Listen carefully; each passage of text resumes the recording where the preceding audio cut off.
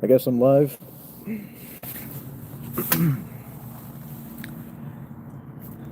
So I guess I'll just solo talk for a bit here until anyone gets on. What should I talk about?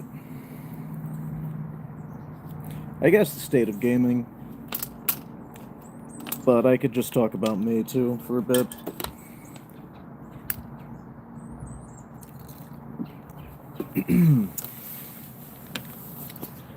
It's a beautiful day out. Where should we start? Well,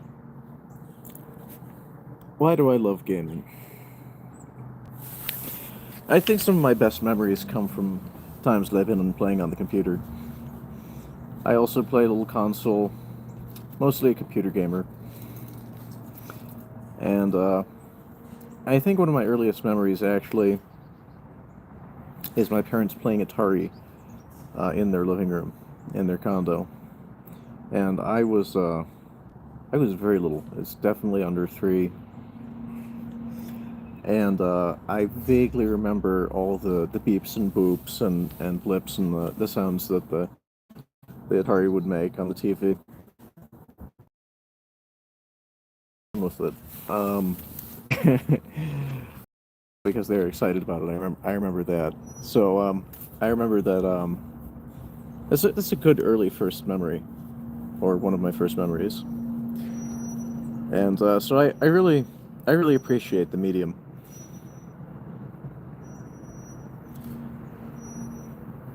I think what got me into it after that is my mom actually worked for IBM back in the day, back in like relatively early. That was something that was it's a much bigger deal in the 80s, right? So what Microsoft and some of the other companies are today, that's what IBM was at that time. And probably should have brought some sunglasses out here. What do you think?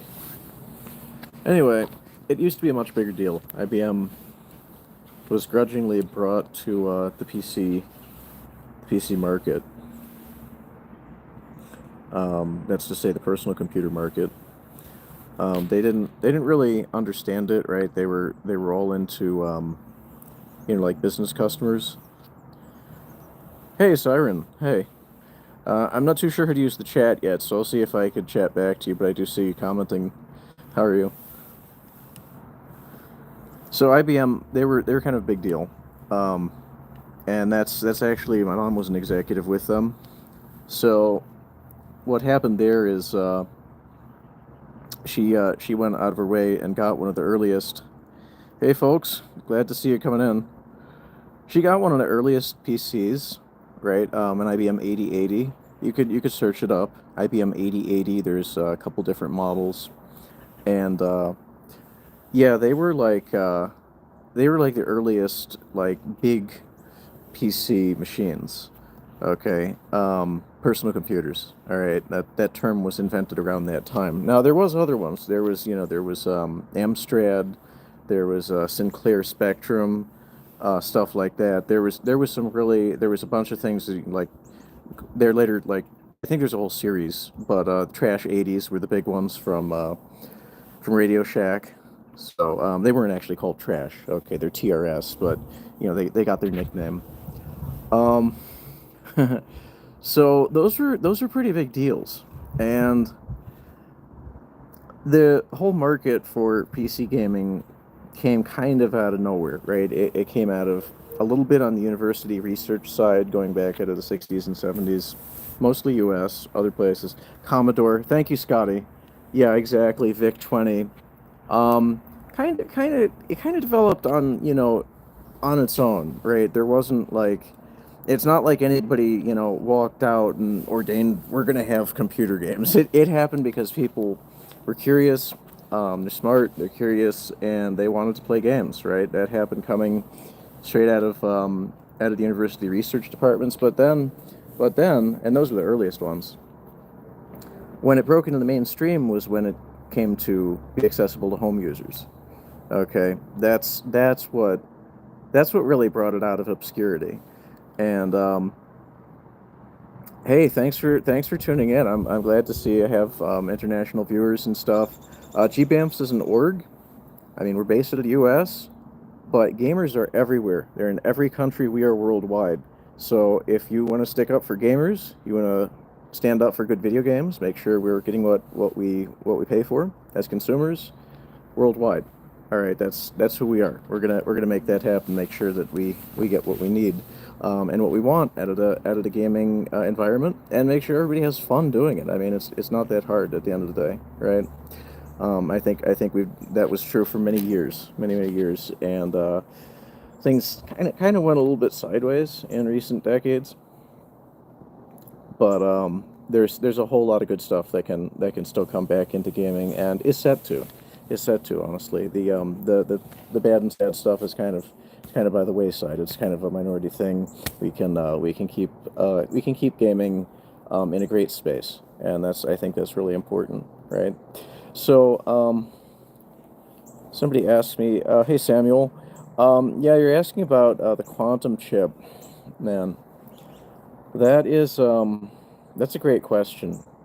Quantum, I got to credit somebody in X. I like their comment. I don't know who said it, but I'll probably shout them out later.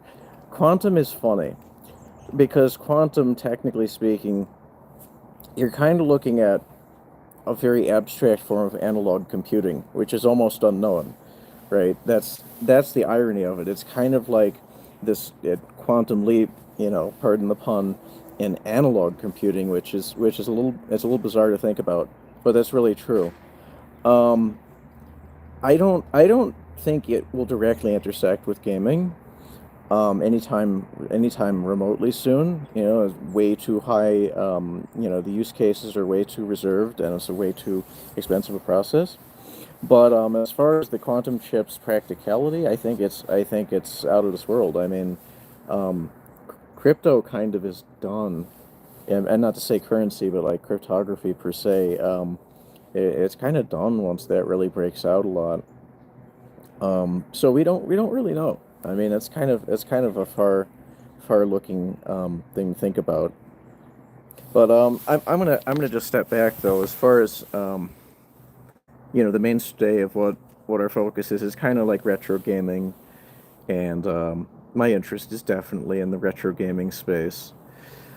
Because that's where I came from, and truth be told, that's still where a lot of good is to be gotten. I mean, yeah, oh, there's wonderful, wonderful stuff coming out, still every year now, both in the indie space and occasionally the commercial releases or, the major releases really knock it out of the park, or, they're really strong. I think the indie thing is an example of a pretty solid game that was like a sleeper, unexpected.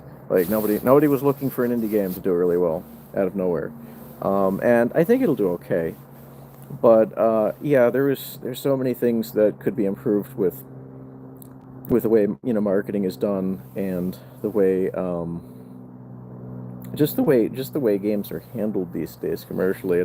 It's in this weird space where they're given all of this attention, especially from capital, and then they're kind of marketed in an afterthought and poorly executed way, and it's bizarre to see.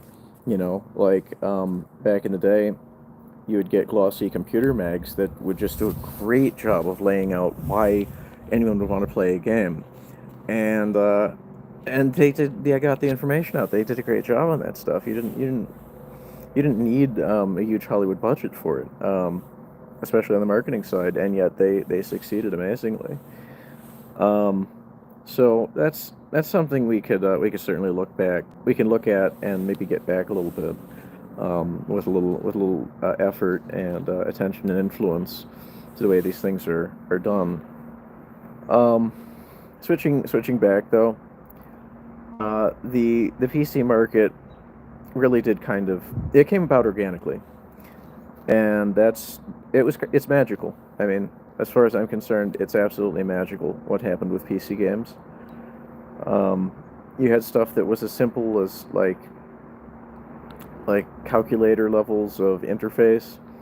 Really simple text-based games. That's kind of how a lot of this got its very, very early start, and they didn't do a whole lot, but if you typed in, you typed in what you wanted to do in the game, it it typed back out an answer, and that delighted people enough that they'd keep playing those things for hours, months, and years in some cases. Like you look at what's now known as Colossal Cave, things like Zork. I think there's another one, something Land of Sienia, something like that. There was a whole bunch of early text-based games, and that's where a lot of it got started. On the university research side, they were using things like basically ticker tape. All right, they're using we're talking like amber and green display, very basic, almost slideshow level graphics. Graphics didn't have to be everything for games to succeed. Okay. Um, Graphics are, they were and are a perk. Controversial opinion. Um, you can have a game without graphics.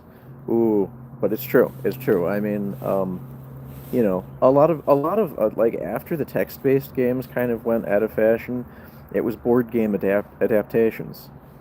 Okay. Um, Board game adaptations, things like Stratego or Risk, Civilization, and some of them were card game adaptations. I mean, Master of Magic is another excellent early 4X that I happen to be a big fan of. Civ another one, but yeah, yeah, those were very solid, and graphics are not the end all be all. They help make the game more easy to read, basically. So I think just to continue on my point from the early PC days, when CGA graphics came out, and my first machine was a CGA graphics machine, um, that changed a lot. That changed a lot because they're going from two colors, black and white, to cyan, magenta, and white, I believe. And I think there was some machines had an alternate color palette, but there wasn't a whole lot to do with it. You could make your game very very basically stand out with kind of pixel art, and that worked pretty well. The other thing is this PC speaker had a whole lot of potential. There's still, even to this day, there's ecosystems of people that just exploit the PC speaker. I mean, granted, it's not as big as it was, but there's such a thing as a demo scene. Heck out of the PC speaker. They were the first ones to digitize audio through the PC speaker, which before that was playing like analog waveforms. Um, anyway, it's a little technical, but that stuff was unheard of, and it was very, very cutting edge when they got into that. As for where I see it going, oh man, wow. There's it's kind of amazing to look at because I've seen it go from something that was like a breadboard, right, which is a very primitive circuit, all right, stuff that you could very easily repair yourself, and if you know what you're doing, you can still repair technology. It's not like it's all a black box that you can't get into. It's more of a matter of willpower and dedication to actually learn about it. Um, it went from something that was basically experimental, right, and then coming out of like what Woz and Jobs did out in the Bay Area. They kind of attracted IBM's interest, right? Initially, that's the unknown component for why Big Blue got in. IBM used to be called Big Blue, and it was the indie hippie hobbyists just tinkering and just building with components, off-the-shelf components. It eventually attracted IBM's interest, and the rest is kind of history. I mean, there were many smaller manufacturers, but from my point of view, the big deal was when IBM jumped in because that's when a lot of mainstream business clients and home users actually, power users actually looked at it like this is a real thing. This is not just it's not just typewriters anymore. It's not just for university research experiment purposes. This is actually something that's going to be mainstream, that everybody could have access to, and that was part of the joy of the early computer era, right? The mainframes, like the supercomputers that were hosting games back in, like, say, the 70s, that you had in the hands of a couple, people playing around in university research departments. That stuff was very cloistered, right? You're not just gonna get in there to play some random game. You had to be there. You had to be part of that scene, that crowd, and know how to program it, know how to read it. So it was a little bit removed, right? It was not something anybody could get their hands on. When PCs got in everybody's homes, that uh, that was a revolution, and it allowed a lot of joy to be brought to a lot of people, anytime almost, just because you had access to the equipment, you had access to the game software, and it was on-demand entertainment in an era when on-demand entertainment in the early 80s wasn't even really a thing. Some people know about HBO because now there's HBO Max, but at the time, HBO was a real novelty. All right. Video rental wasn't even a thing, and I saw some of that. So, dating myself a little bit here, but today is actually my 40th birthday, so yeah, I guess it's appropriate that I have this retrospective. I am glad some people popped in. I hope some of the things that I said were interesting. Wasn't exactly expecting a crowd here. Um, I understand the whole on-demand concept. I mean, what I just said, I grew up when an era when HBO didn't even get introduced yet. When PCs, I saw them come into people's homes, right? Like, that was not a thing, commonplace. And so I'm very good with people watching my content whenever. Um, there's so much good and worthwhile in gaming. Always has been. The good feelings there, they're singularly worth um, respecting and preserving as something that's worth. eh, It's worth defending having a good time, straight up. Like, it's always worth that. And the PC gaming, console gaming, both of those, that offers you that experience. It doesn't require a whole lot more. And I think that's so important. That is so worth defending. Um, like, there's that's something I would never want to see taken away from people, and never want to see people without as an option for having a good time, sharing good time with others. Right, multiplayer has not always been a thing, but it is very often a thing now, and that's awesome. That's just beyond cool. I mean, I saw the Quake arena rise. I saw everything after that.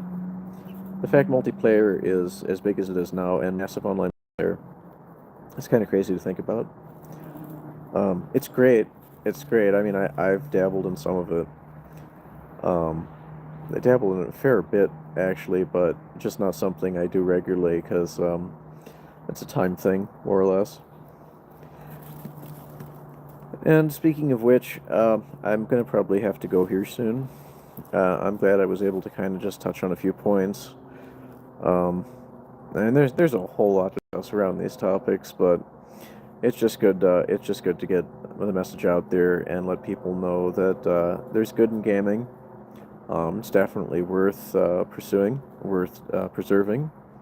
That's kind of a mission for GBAMPS, is like digital entertainment preservation, right? Not exactly something that we lay out as an objective item, right? Like there are already others operating in this space. There are many computer museums around the world. There's also archive.org, which does tremendous work. Shout out to archive.org. Um, And a quick mention, they have some legal issues they're going through. Give them some love, give them some attention, right? Archive.org preserves many games that are hard to find elsewhere, and we wish them well. We wish them well. Um, we share a component of their mission, which is to preserve digital art, and yeah, more attention needs to be paid in this space, I believe. All right, so I think that's it for now. I appreciate those questions and those who chose to tune in here. We will probably do more of these. I might do one a little bit later. And yeah, appreciate the attention. Jdawg signing out for GBAMS. And yeah, let me know what you think in the comments. And you know, any of the topics I touched on, definitely let me know. And share this video if you think it might be of some basic insight or value to others. And I'll have a little more regularly formatted content coming in the future. All right, be well. Happy holidays, everyone. Take care.